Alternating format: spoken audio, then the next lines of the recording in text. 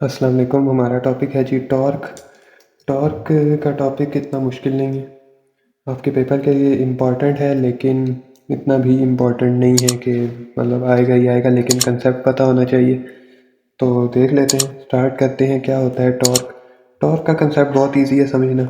ये मैंने एक सस्ता सा दरवाज़ा बनाया है, दरवाजे के ऊपर मैंने बनाया है इसका ये जो हैंडल होता है जिसको यूँ घुमा के खोलते हैं हम।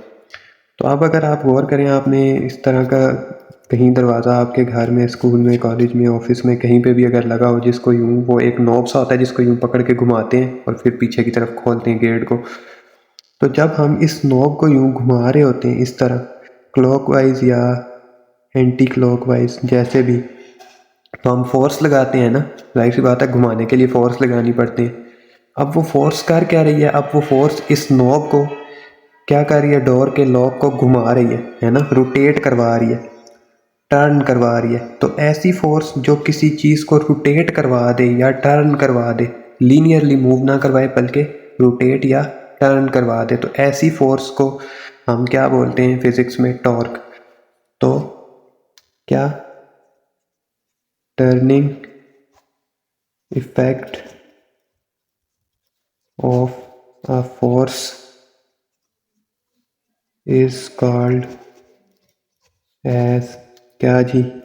टॉर्क। ठीक है जी। कोई ऐसी फोर्स जो क्या प्रोड्यूस करे? टर्निंग इफेक्ट प्रोड्यूस करे किसी भी ऑब्जेक्ट में, उसको हम क्या बोलते हैं? टॉर्क कहते हैं। इसकी एक और एग्जांपल हम क्या ले सकते हैं? अगर आपने रेंच देखा हो,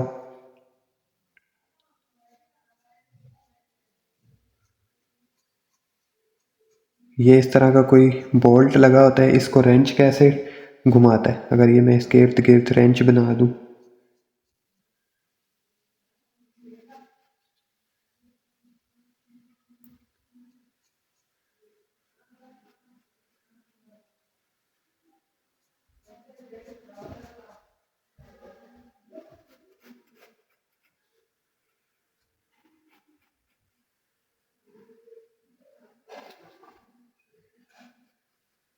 ये कुछ इस तरह का। ये बीच में क्या है जी?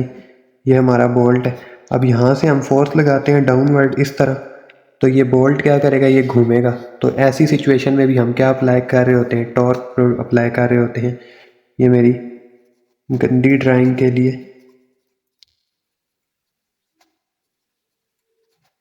माजरत, लेकिन हमारा मेन काम क्या है समझना। तो कंसेप्ट आपको समझ आ गया। मीन्स कोई ऐसी फोर्स, हमें भी फोर्स लगाएंगे यहाँ पे, लेकिन ये फोर्स इसको आगे पीछे ऊपर नीचे मूव नहीं कराएगी, बल्कि क्या करेगी? इसी पॉइंट के गिर्द घुमा देगी, टर्न करवा देगी, रोटेट करवा देगी। तो ऐसी फोर्स को हम क्या बोलते हैं? टॉर्क। ठीक है जी।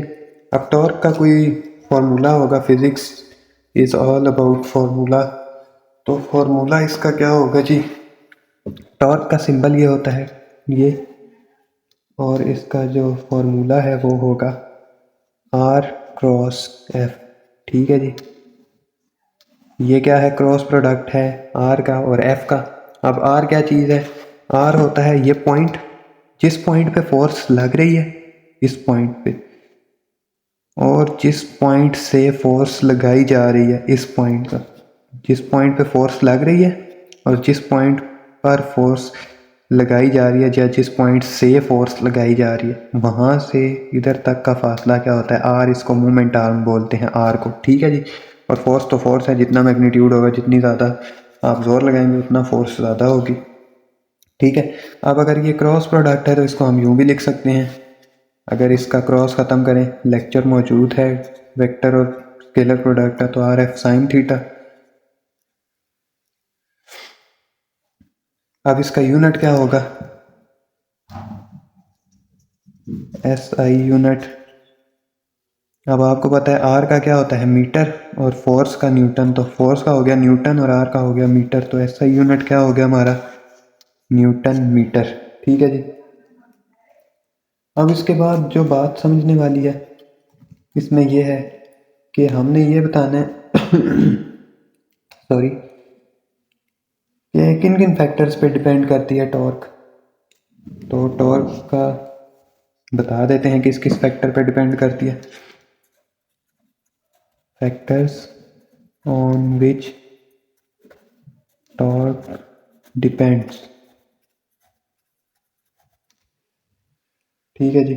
अब किस किस चीज़ पे डिपेंड करती है, इसका बिल्कुल सिंपल सा आंसर है, कोई मुश्किल कहानी नहीं है। टॉर्क का फॉर्मूला अगर आता है ना, अगर कोई भी फिजिक्स में आपसे क्वेश्चन आ जाए ना कि फलानी चीज़ किस किस चीज़ पे डिपेंड करता है, टॉर्क किस पे डिपेंड करता है, फोर्स किस पे डिपेंड करता है, फॉर एग्जांपल फोर्स का आ जाए तो F=ma, तो आप कहेंगे क्या फोर्स डिपेंड करती है मैस पे, फोर्स डिपेंड करती है एक्सेलरेशन पे, है ना, इस तरह की बात लिखेंगे तो आपको उस चीज़ का फॉर्मूला आना चाहिए। अब टॉर्क किस पे डिपेंड करता है, हमें पता है RF साइन थीटा, है ना।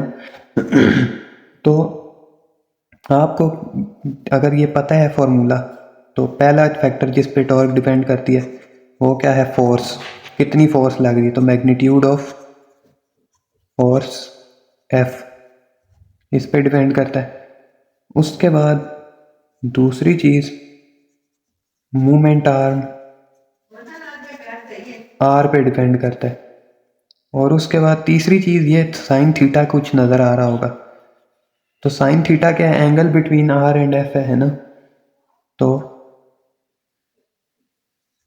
आप इसको यूं भी लिख सकते हैं, orientation of force and movement are.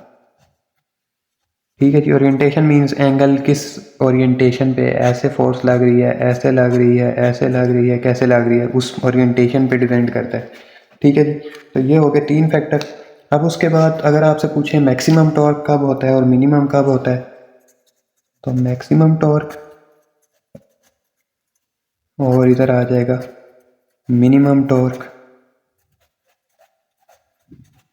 अब हमें पता है, ये वेक्टर और स्केलर प्रोडक्ट वाले टॉपिक में बहुत डिटेल से बताया था, मैक्सिमम कब हो सकता है, साइन की और कॉस की जो वैल्यूज़ हैं वो किधर से किधर तक होती हैं, -1 से +1 तक। इस -1 से छोटी नहीं हो सकती साइन के किसी भी एंगल पे वैल्यू, और उसका आंसर किसी भी एंगल पे साइन का आंसर 1 से बड़ा नहीं हो सकता, मीन्स 2 नहीं आएगा, 3 नहीं आएगा, साइन का कुछ भी एंगल लगा लें, साइन 30 40 50 60 कुछ भी 1 से बड़ा नहीं आएगा और -1 से छोटा नहीं आएगा। तो मैक्सिमम आंसर क्या है जी, 1 +1। तो साइन 1 कब होता है, जब एंगल क्या हो 90 डिग्री, तो साइन 91 होता है। तो टॉर्क क्या होगा जी, मैक्सिमम। तो हम क्या लिखेंगे जी, टॉर्क विल बी मैक्सिमम जब क्या हो, R और F आपस में परपेंडिकुलर हो। ठीक है जी। उसके बाद मिनिमम कब होगा, जब यह इसका आंसर क्या है 0, तो RF साइन किस पे 0 होता है, कितने डिग्रीज पे, 0 डिग्रीज पे, साइन 0 इज 0, तो ये क्या हो गया 0। ठीक है। और 0 डिग्रीज पे आपको पता है कोई भी दो चीज़ें आपस में क्या होती हैं, पैरेलल। तो हम क्या कहेंगे, जब R और F आपस में पैरेलल होंगे तो क्या होगा, टॉर्क मिनिमम होगा, मीन्स 0 होगा। तो उम्मीद करता हूँ आज का लेक्चर आपको समझ आया होगा। लेक्चर समझ आए तो चैनल को लाइक, वीडियो को लाइक, चैनल को सब्सक्राइब और बेल आइकन शाइकन सब कुछ दबा दें, और चैनल को अपने दोस्तों के साथ भी शेयर करें अगर आपको मेरी समझ आती है तो। नेक्स्ट लेक्चर तक के लिए अल्लाह हाफिज़।